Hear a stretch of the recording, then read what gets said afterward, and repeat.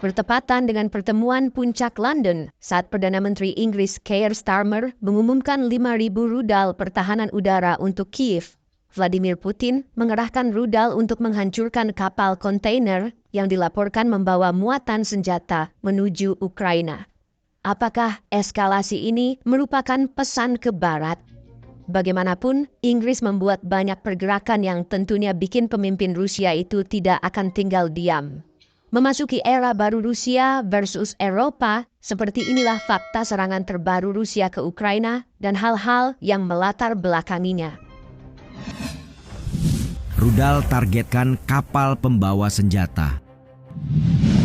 Sebuah rekaman yang menunjukkan orang-orang bergegas mencari tempat berlindung beredar luas ketika peringatan serangan udara berbunyi. Sesaat sebelum ledakan yang memekakkan telinga mengguncang Odessa pada Sabtu, 1 Maret lalu. Tepatnya pada pukul 6 sore, 2 rudal balistik Iskander M dilepaskan di Pelabuhan Laut Hitam, kota selatan Odessa, tempat MSC Levante F yang berbendera Panama tiba setelah singgah di Turki. Pemimpin daerah melalui rilis Metro CO UK mengonfirmasi serangan menyebabkan 2 pekerja pelabuhan terluka dan infrastruktur hancur karenanya. Petugas darurat berada di lokasi dan petugas medis sedang merawat para korban, sedang kapal berbendera Panama milik perusahaan Eropa dilaporkan rusak. Kapal kedua yang berbendera Sierra Leone juga rusak akibat serangan itu. Mengutip saluran Telegram Rusia, target merupakan kapal yang berisi pesawat tak berawak dan rudal. Beberapa saluran Telegram pro-Kremlin juga mengunggah tentang penghancuran pengiriman tersebut, tetapi klaim belum terkonfirmasi. Saluran Talipovi Online Z misalnya, mengklaim kapal membawa drone dan persenjataan yang dikumpulkan dari NATO yang bermarkas di Turki sebelum diangkut ke Odessa di Ukraina. Saluran Telegram lainnya, Soprotifleni, mengklaim bahwa kapal kargo tersebut membawa kargo militer barat lainnya, termasuk radar dan kontainer peluncur rudal ATACMS yang dipasok oleh Amerika Serikat. Ukraina klaim itu kargo sipil. Faktanya, fasilitas di 3 pelabuhan Laut Hitam di sekitar kota Odessa sering menjadi sasaran Rusia dalam perang yang berlangsung selama 3 tahun terakhir. Setidaknya 20 kapal dagang asing telah rusak dalam serangan sebelumnya, menurut Presiden Ukraina Volodymyr Zelensky. Kemudian dalam kasus terbaru, baik MSC Levante F maupun kapal Super Sarkas, keduanya rusak dan otoritas Ukraina hadir dengan klaim berlawanan. Jika pihak Rusia mengklaim muatan merupakan bantuan militer, maka Ukraina menyebut sepenuhnya adalah sipil. Wakil Perdana Menteri Ukraina Oleksiy Kuleba bahkan menentang klaim Rusia secara langsung. Kiev Independent yang meneruskan klaim menyebut tidak ada informasi yang tersedia mengenai apa yang diangkut kapal atau seberapa parah kerusakannya. Sejauh yang diketahui, kapal kontainer dihantam rudal saat sedang bersiap membongkar muatan.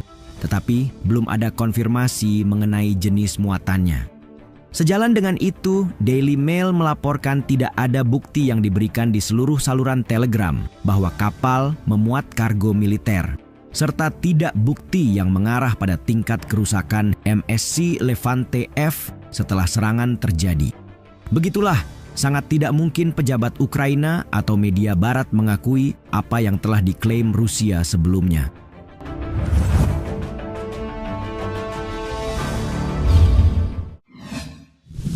London tuan rumah konferensi tingkat tinggi Ukraina. Bersamaan dengan laporan serangan ke Odessa, Perdana Menteri Inggris Sir Keir Starmer menjamu Volodymyr Zelensky dan para pemimpin Eropa lainnya pada hari Minggu. Berdasarkan laporan lbc.co.uk, mereka berkumpul guna membahas masa depan Ukraina, menyusul ribut-ribut Zelensky dan Trump di Gedung Putih beberapa hari sebelumnya. Presiden Prancis Emmanuel Macron dan Perdana Menteri Italia Giorgia Meloni turut hadir dalam pertemuan di Lancaster House. Begitupun para pemimpin dari Jerman, Denmark, Norwegia, Polandia, Finlandia, dan Rumania, serta kepala NATO juga menghadiri konferensi di pusat kota London itu. Starmer mengatakan bahwa fokus utamanya adalah menjembatani kesenjangan antara Trump dan Zelensky. saat membuka konferensi, Perdana Menteri mengatakan, "Dalam pembicaraan saya beberapa hari terakhir, kami sepakat bahwa kelompok ini akan bekerja sama dengan Ukraina untuk menyusun rencana guna menghentikan peperangan, lalu mendiskusikannya dengan Amerika dan meneruskannya bersama-sama." Ia sekalian mengatakan kepada para pemimpin negara lain bahwa mereka berada pada momen yang hanya terjadi sekali dalam satu generasi bagi keamanan Eropa. Di luar pertemuan, sekelompok pengunjuk rasa berkumpul di pusat kota London untuk menunjukkan dukungan mereka terhadap Ukraina. Sesuatu yang dibahasakan Starmer sebagai tanda kuatnya perasaan terhadap perjuangan Zelensky. Janjikan 2,26 miliar pound untuk Ukraina. Begitulah, Zelensky seolah mendapat angin segar atas sambutan hangat Starmer setelah pertikaian sengitnya dengan Trump.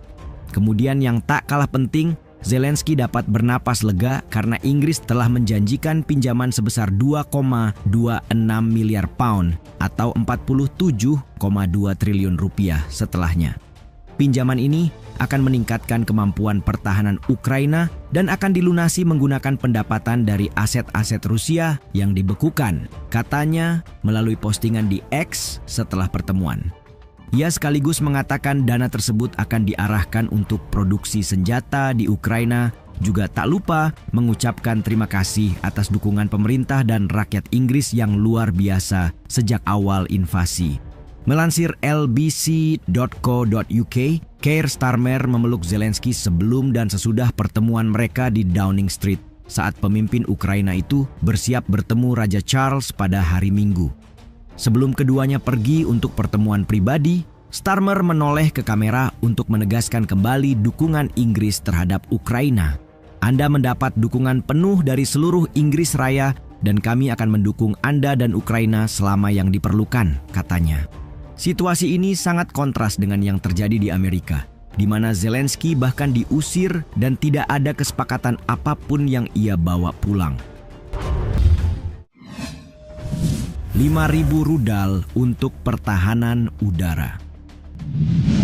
Sebagai hasil nyata dari pertemuan puncak para pemimpin Eropa di London, Starmer tanpa basa-basi mengumumkan kesepakatan rudal senilai 1,6 miliar pound untuk Ukraina. Hal ini membuktikan Inggris amat serius dalam langkahnya mendukung Ukraina dan Eropa tampaknya mulai bersiap untuk jaminan keamanan sendiri. BBC melaporkan kesepakatan ini nantinya memungkinkan Ukraina menggunakan dana itu untuk membeli lebih dari 5.000 rudal pertahanan udara yang akan dibuat di Belfast.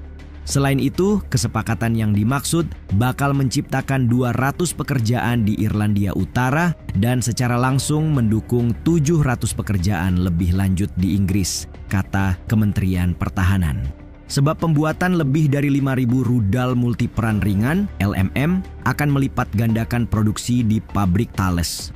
Rudal multiperan ringan sendiri dimaksudkan untuk melindungi negara dari serangan pesawat nirawak dan rudal Rusia. Perdana Menteri Inggris juga mengumumkan sejumlah sekutu telah mendaftar ke koalisi bersama Presiden Prancis Emmanuel Macron yang siap mengerahkan pasukan ke garis depan Ukraina jika terjadi kesepakatan damai. Lebih jauh, Inggris mengumumkan belanja pertahanan akan naik menjadi 2,5% dari pendapatan nasional pada tahun 2027 di awal minggu. Kemudian naik lagi menjadi 3% di periode berikutnya dengan batas waktu tahun 2034. Meski sempat bersitegang dengan Trump, dukungan para pemimpin Eropa cukup untuk membuat Zelensky bernafas lega. Mendapat bantuan dari Inggris, tapi di saat bersamaan Rusia meledakkan kapal berisi amunisi tujuan Ukraina.